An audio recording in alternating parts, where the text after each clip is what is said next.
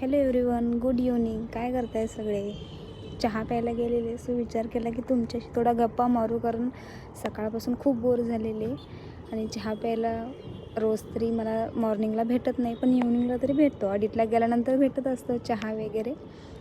फ्रेंड्ससोबत गेलो, चहा वगैरे घेतला आणि परत रिटर्न मी मग येताना विचार केला की तुमच्याशी थोड्या गप्पा मारत यावं. पाऊस खूप पडला आहे, त्यामुळे डबके पाण्याचे खूपच साठलेले आहेत आणि येताना विचार केला की मंदिर जवळच आहे, तर आपण मंदिरमध्येही दर्शन घेऊन येऊ.